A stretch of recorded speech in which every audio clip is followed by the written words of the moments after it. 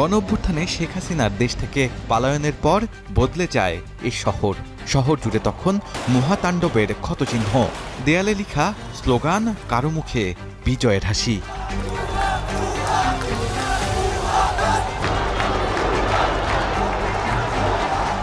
আইনশৃঙ্খলা বাহিনীকে নিজের খেয়াল খুশির মতো ব্যবহারের অভিযোগ, প্রমাণ সবই ছিল স্বৈরাচারের তকমা পাওয়া আওয়ামী সরকারের বিরুদ্ধে। তবে ৫ই আগস্টের পট পরিবর্তনে দেশ জুড়ে আইনশৃঙ্খলা ভেঙে পড়ে, তছনছ করা হয় গণভবন।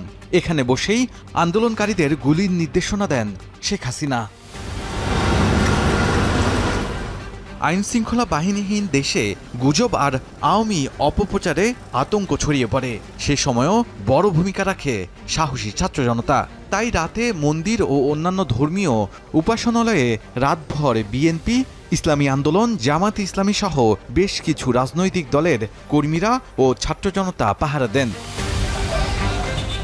নিরাপত্তা নিশ্চিত করতে সেনাবাহিনীও মাঠে নামে। তবু সুযোগ সন্ধানীরা দখল ও ডাকাতির মাধ্যমে আতঙ্ক ছড়ায়। নানা জায়গায় বিভিন্নভাবে ঘটে খুন ও গণপিটুনির ঘটনা, যার অধিকাংশ হয় পূর্বশত্রুতার জেরে। আর সেই সুযোগই নেয় ভারতীয় গণমাধ্যম। বিভিন্ন ছবি ও ভিডিওর মাধ্যমে ছড়ায় গুজব। বিএনপি এবং জামাত ইসলামী দল হিসেবেও তারা একটা অসাধারণ ভূমিকা পালন করেছে। তারা তাদের প্রত্যেক এগুলোকে, যাতে মানুষ এই সময় এই প্রতিশোধ পরায়ণ হয়ে না ওঠে, এটা তারা যথেষ্ট করবার চেষ্টা করেছে। তা আমার মনে আছে যে ওই থানা থেকে পুলিশ যে খেতে বের হবে, তারাও সেটা বের হচ্ছে না, ভিতর থেকে তালা মারা। তো একটানা 3 দিন আমরা পালাক্রমে বাহির থেকে তাদেরকে খাবার দিয়ে এসেছি, যেটা তারা জুজুর ভয় দেখিয়ে এবং বিভিন্ন বলতো না যে আওয়ামী লীগ না থাকলে 5 লাখ মানুষ মারিয়ে ফেলবে, এই বিভিন্ন করবে। কিন্তু কি অভূতপূর্ব সংযম এবং দূরদর্শিতার পরিচয় বাংলাদেশ মানুষ দিয়েছে, এটা আসলে অবাক করবার মতো। ৭, ৮ ও ৯ আগস্ট সারা দেশের ছাত্র জনতা নামে অন্যায়ের বিরুদ্ধে আইনশৃঙ্খলা ফিরিয়ে আনে। ট্রাফিকের দায়িত্ব নেয় নিজের কাঁধে। গ্রাফিতির মাধ্যমে দেয়ালে দেয়ালে বিজয়ের গল্পগাথা লিখতে থাকে তারা। সংখ্যালঘুদের নিরাপত্তা নিশ্চিত করতে এবং মন্দির ও গির্জা পাহারা দিতে নেমে পড়ে ছাত্র জনতা। ডাকাতি ঠেকাতেও সারা রাত পাহারা দেয় এই ছাত্র জনতা।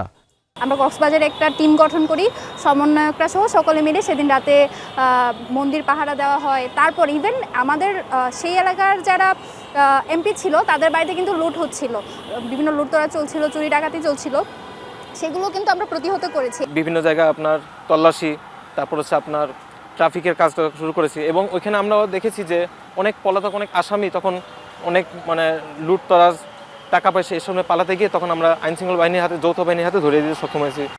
এছাড়াও রংপুর মহানগরী ও জেলার ৮ উপজেলায় হিন্দু ধর্মাবলম্বী সহ সংখ্যালঘু সম্প্রদায়ের উপাসনালয়গুলো পাহারা দেয় বিএনপি ও জামায়াত নেতারা।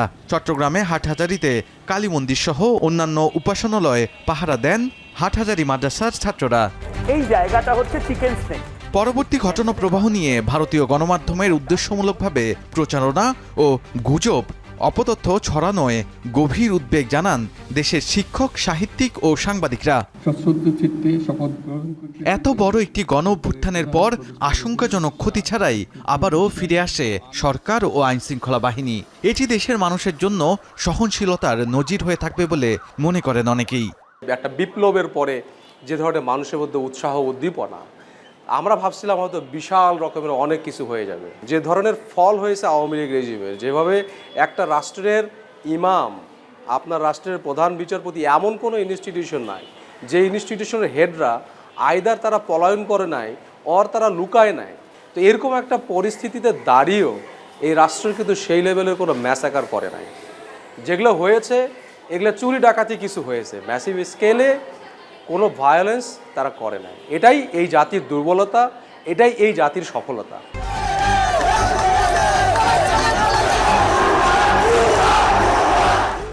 এই অভ্যুত্থান দেশের মানুষের ঐক্যের সাক্ষী। সাক্ষী হয় ফ্যাসিবাদের পতনের। স্বপ্নের শুরু হয় নতুন বাংলাদেশের। শাহাদাত এখন ঢাকা।